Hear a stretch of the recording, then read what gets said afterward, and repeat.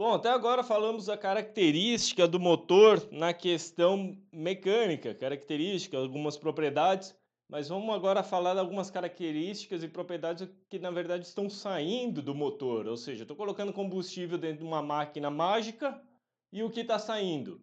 O principal, o torque. O que seria o torque?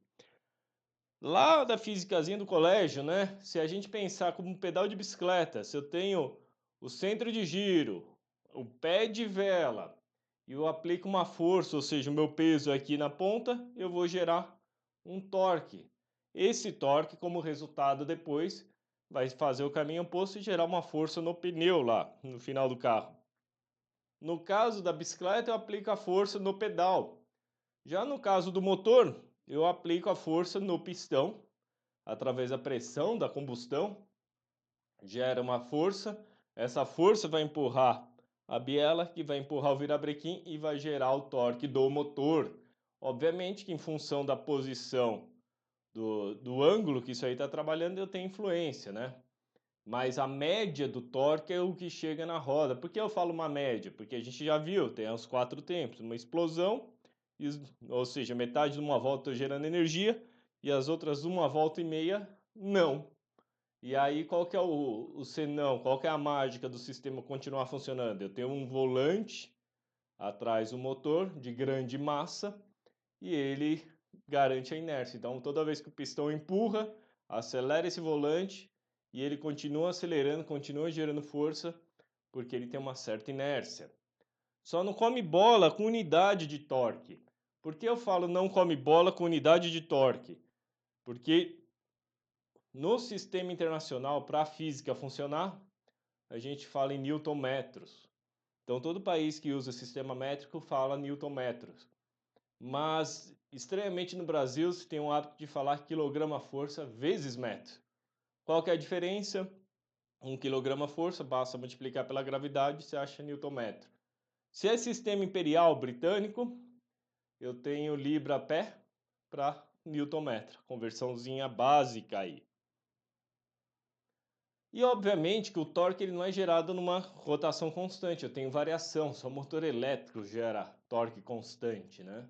No caso do motor de combustão interna, esse carinha aí, o torque vai ser fruto, a gente vai ver em mais detalhes ali na parte de cabeçote, fruto de quanto ar eu consigo colocar para dentro. Mais ar, mais combustível, consequentemente, mais torque. Então a gente vê essa curva de torque, se a gente vê a linha preta, acelerador no máximo, ele começa em RPM, com mais ou menos 100 Nm e vai subindo até chegar nos picos de torque 2.500 RPMs. Isso significa o quê? O pico de quanto eu consigo colocar de ar para dentro do motor vai ser nos 2.500. E depois, com o tempo, ele vai caindo. E eu tenho outras curvas também aqui nesse gráfico para a gente só ter uma noção, por enquanto, do quanto que eu gero de torque em cada posição de pedal. Então, 100% de pedal está lá no máximo. Aí eu tenho 80, 40 e 20%. Então, se eu botar só uma casquinha, vai abrir um pouco a borboleta. No começo eu tenho garanto um bom fluxo de ar, mas conforme vai ganhando rotação, esse fluxo de ar vai sendo restringido e o motor não consegue respirar direito. E a potência? O que seria a potência? O pessoal confunde muito potência com força, com torque, faz uma salada. Na verdade, a potência é uma força sendo aplicada numa certa velocidade. Então, raciocina aqui comigo. Eu estou segurando esse pistão, estou fazendo uma força para segurar ele, constante. Se eu movimento ele, eu estou movimentando numa certa velocidade. Quanto mais rápido eu movimentar, a força é a mesma. Só que como a velocidade é maior, eu vou ter a potência maior necessária. Então, se eu vou subir uma ladeira, a força que está segurando o carro na ladeira é constante, óbvio, né? Tem a força aerodinâmica que varia, mas considera constante, velocidade pequena. Se eu aumento a velocidade, vou precisar de mais potência. Isso no movimento linear. E é interessante que a gente raciocinando na parte do carro, a gente trabalha com potências muito altas. Tratores, você vai ver um trator que está arrancando um monte de terra, empurrando um monte de implemento. aí você vai ver tem 40 cavalos vapor de potência. Aí você fala, nossa, tão baixo. Por quê? Porque a velocidade é baixa. Pensa da seguinte forma, raciocinando com as marchas do carro. A primeira marcha, força é enorme, velocidade é baixa. Já a quinta é o contrário. A força é baixa, mas a velocidade é grande. Então a potência que está chegando no solo é a mesma. Só que eu estou trabalhando da maneira diferente. Para ter melhor noção disso ainda por cima, um carro médio, tipo um Civic, um Corolla, um Focus, eles mais ou menos, regra do dedão, né? Que tem a aerodinâmica, a resistência ao rolamento dos pneus, mais ou menos a 100 por hora, é como se eu estivesse segurando o carro, tanto pelo ar quanto dos pneus, mais ou menos 50 quilos. Não parece muito, se raciocinar, se botar uma corda num caminhão e tiver dentro do carro, eu consigo segurar 50 quilos durante um tempo. E estaria andando a 100 km por hora. Mas qual que é o senão? O que as rodas estão tendo que fazer é pegar 50 quilos e empurrar rapidamente para trás a 100 km por hora. Quando você faz a matemática, deixar até aí no exercíciozinho para vocês brincarem, você vai ver que a conta dá gigantesca. E, se, obviamente, né, se eu pegar a força em newtons, velocidade em metro por segundo, eu vou ter a potência em watts. E quanto que é um watt? O que é equivalência de watts? Se eu pegar um cavalo vapor, ele dá mais ou menos 736 watts. Então, nessa continha de exemplo, colocando aí no exercício para ter mais dados exatos, mas vai dar entre 15 e 20 cavalos vapor de potência. Então, é muito comum a pessoa confundir força com potência. É realmente potente por causa da velocidade alta. Mas o motor não empurra linearmente, ele gira. Então, no movimento angular, circular, a correspondente da força é o torque e a velocidade, a rotação. Para você calcular quanto que o motor gera de potência numa determinada situação, se eu tenho um certo torque, por exemplo, lá no slide anterior, que a gente tinha lá 2.500 RPM, qual que era o torque? Qual que é a rotação? Então, eu multiplico o torque em newtonmetros, 2π, rotação 2.500, dividido por 60, eu vou já achar a potência, e aí eu converto para cavalo vapor. Então, sempre que você quiser aumentar a potência de um carro, você tem dois caminhos, ou o torque ou a rotação. Então, como que aumenta o torque do carro? Tem que colocar do motor. Sou obrigado a botar mais ar para dentro desse cara. Quanto mais ar, mais combustível, mais energia. Então, no caso, a gente é muito comum usar o turbo para colocar mais ar e mais combustível aqui para dentro. Ou eu tenho a receita dos aspirados, né? Um exemplo clássico, os motores VTEC da Honda, ou mesmo moto esportiva. Qual que é o segredo? O carro de Fórmula 1, etc. Qual que é o segredo?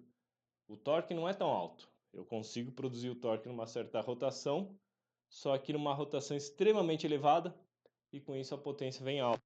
Se eu pegar essa multiplicação em cima do gráfico de torque, a gente plota isso daqui. Se eu conseguir gerar o mesmo torque lá na rotação alta, jogo a potência lá para cima. É a diferença que a gente vai comentar dos carros 8 válvulas e 16 válvulas. As 16 válvulas consegue respirar melhor em alta rotação, consequentemente, eu jogo o torque para uma rotação mais alta e vem mais potência. Só que embaixo o carro continua a mesma coisa, ou às vezes até pior. A gente vai ver mais em detalhes. E as unidades de potência? É interessante, quando você fala para alguém da área de biologia, ou até veterinário, e o cara vira para você, ali no manual que o meu carro tem 100 cavalos de potência. É mentira, porque meu cavalo é muito mais forte que esse carro. Lembra, a pessoa confunde força com potência. De onde que veio o conceito de cavalo vapor? Imagine que no passado, se hoje é complicado isso com toda a tecnologia de informação que a gente tem, imagina no passado como que era. Imagina que eu tinha uma um moinho, então eu era o dono de um moinho e lá eu botava 2 cavalos para girar esse moinho. De repente chega um cara, isso meados de 1700, final de 1700, o cara chega com uma máquina maluca que eu ponho água, ponho lenha para queimar e ela gira o moinho sozinho. Não adiantava nada chegar para o dono do moinho e falar: Olha, eu tenho uma máquina que gera 1500 watts de potência, você quer? Ele não ia entender o que é esse 1500 watts. Então se fez a correlação entre a potência do cavalo e a potência gerada pelo motor em watts. Qual que é essa correlação? Se eu pegar um cavalo não em explosão muscular é diferente. Da mesma forma que é conosco, com o cavalo também. Estamos falando em esforço contínuo de horas. Esse esforço que um cavalo consegue fazer, o que que é? Se eu amarrar uma corda nele e tentar suspender um peso, se o peso for de 75 quilos, ele levanta esse peso a 1 metro do chão em 1 segundo. Então, se fizer a continha lá que a gente viu de potência, força vezes velocidade, você vai achar mais ou menos 735,5. O horsepower tem um pouquinho de diferença por causa das unidades empregadas na época, talvez raça de cavalo, mas é mais ou menos isso. Tem até um videozinho aí muito bacana para a gente entender melhor o que, que seria a potência, né? O que, que é a energia gerada. Um vídeo de um ciclista tentando fazer uma torradeira, torrar o pão só com a bicicleta. A gente vê mais em detalhes logo em seguida. Mas vale lembrar que essa potência é em regime constante, não explosão. A gente vai vir aqui para a lousa para entender melhor um pouquinho isso daí. Então, vindo aqui para a lousa, vamos raciocinar, ter maior noção de grandeza disso tudo, né? O que que eu quero explicar para vocês? Lembra que a gente acabou de ver que torque é igual a força vezes o braço. O que que significa isso? Imagine que eu sou um ciclista, eu tenho o pivotamento aqui, tenho o pé de vela e aqui eu tenho um pedal onde eu vou aplicar a minha força.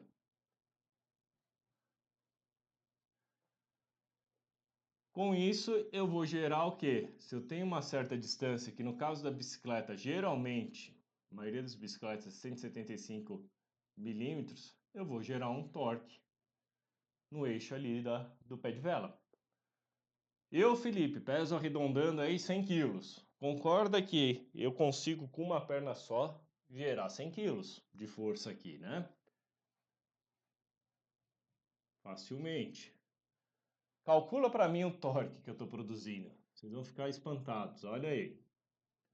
Vai ficar os 100 quilos vezes, só não come bola, e aí milímetro aqui, então é 0,175. E vou ter 17,5 quilograma força metro.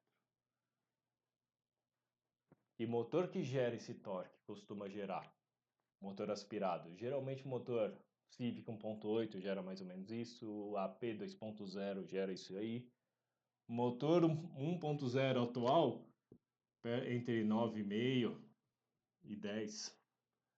Então você quer dizer que o Felipe gera muito mais torque que o motor 1.0? Sim, praticamente o dobro. Pô, como pode isso? Por causa dessa relação, força vezes o braço. Só que a gente acabou de ver aí outro senão. O que? A potência não é o torque vezes 2π, a rotação por minuto, dividido por 60. Ou seja, eu consigo gerar um torque grande, mas não numa rotação alta. Se você for raciocinar, o Felipe consegue essa força na explosão muscular, né? Porque depois eu já vou comentar, não se consegue gerar isso, né? Numa explosão muscular, Felipe consegue gerar essa força, sei lá, mais ou menos 90 RPM. Depois faz a continha aí para ver qual que é a potência que vocês vão achar. Já um Civic vai gerar esse torque perto lá de 6.000 RPM. Arredondando, tá, pessoal? Não vai depois me criticar aí que eu tô pegando número que não é tão preciso. Eu tô querendo arredondar. Repare quanto que a diferença de rotação que eu tenho para o mesmo torque. É absurdo. É por isso que eu consigo gerar muito potência. O torque do motor não é elevado. O que é elevado é a rotação que ele consegue trabalhar. Se for raciocinar, outro ponto de vista, e a gente está falando aí de cavalo vapor, um ciclista, que é o videozinho aí que eu comentei com vocês, um ciclista em explosão, tipo Felipe, eu já medi, consigo gerar em explosão muscular 1.400 watts. Ou seja, 1.400 watts, mais ou menos, arredondando aí, 2 CVs. Pô, o Felipe consegue produzir a potência de 2 cavalos? Sim, na explosão. Mas na prática, a regra do dedão que se usa aí, ciclista profissional, aqueles lá de Tour da France, o caramba, que é aeróbico, o cara fica 3, 4 horas ali no regime constante, esses caras, eles geram aproximadamente 1/3 de cavalo vapor. O Felipe gera muito menos, né? Em aeróbico. Não sou profissional. Isso aí aproximadamente se assume mais ou menos 250 watts de potência que um ciclista gera. Então, para raciocinar. Você olha aquele motorzinho, sei lá, de Moecana, tem 3 cavalos vapor. Motorzinho sem vergonha, nada demais. Motorzinho da CG, pequenininho, 12 cavalos e meio. Pô, muito maior que o Felipe aqui, ou um ciclista, né? Num negocinho tão pequeno. Mas graças à rotação. Repare que bacana que é esse vídeo. Eles pegam um campeão olímpico e colocam ele numa bicicleta para gerar energia elétrica e ver o quanto que ele consegue torrar uma torradeira de 700 watts. Então, numa explosão muscular, obviamente que ele gera mais que 700 watts, mas por quanto tempo ele consegue sustentar isso? Ou seja, na parte aeróbica, como que ele consegue ficar sustentando 700 watts? Por que que eles fazem isso? Para dar ideia de grandeza, de quanto de energia a gente usa por dia. Então eles pegar o ciclista vai na bicicleta, começa a pedalar, a partir do momento que a torradeira é ligada, começa a sugar 700 watts da bicicleta e a torradeira desarma quando o ciclista para de pedalar. Com isso dá para ter uma ideia de grandeza, de quanto de energia, quanto de trabalho a gente consome e nem percebe. Então logo que começou a pedalar, 700 watts, ele vai sustentando isso como se estivesse numa velocidade de 50 km por hora na bicicleta constante. Então até aí no começo é simples, é fácil para ele, mas conforme vai passando o tempo, o coração vai disparando, ele vai consumindo mais e mais energia, mais e mais oxigênio, e chega no momento que ele começa a entrar em fadiga, e ele começa a entrar em colapso. E lembre que é um campeão olímpico numa prova de explosão e velocidade.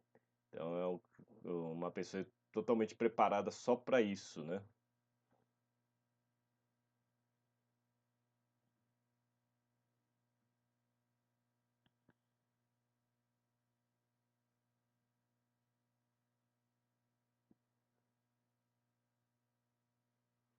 Chega, agora no final ele não consegue mais sustentar a potência, para, torradeira desarma, e aí eles vão conferir o quanto o pão ficou tostado. Ele começa a falar que o coração parece que vai explodir e chega até deitar no chão para descansar e não desmaiar de tanto esforço que ele fez. Está esgotado. Então aqui que é interessante ver, Robert, né, o ciclista, conseguiu gerar de trabalho, porque quando você pega a potência e multiplica por tempo, vira trabalho. Quanto de trabalho você realizou? Ele realizou 0,021 kWh de trabalho. Pegue aí a sua conta de luz e você vai ver que você vai se assustar de quantos Roberts você precisa para tocar a sua casa aí. Continuando, eles aí fazem correlação, né? Mostra o pão que no caso aí tá torrado, ele conseguiu torrar. Tem outras ciclistas, tem uma mulher, tem um ciclista normal que tentam fazer isso, não conseguem gerar energia suficiente para torrar o pão. E agora eles comparam que um hobbit torra uma fatia de pão, 180 hobbits para tocar um carro e 43.000 hobbits para tocar um avião. Ou seja, quanto de energia, quanto de trabalho, quanto de potência você precisa por dia. E aí que vem essa coisa mágica que é o motor de combustão interna, que gera potência pra caramba, trabalho pra caramba, num tamanho relativamente pequeno, queimando um combustível lá dentro. Muito bacana.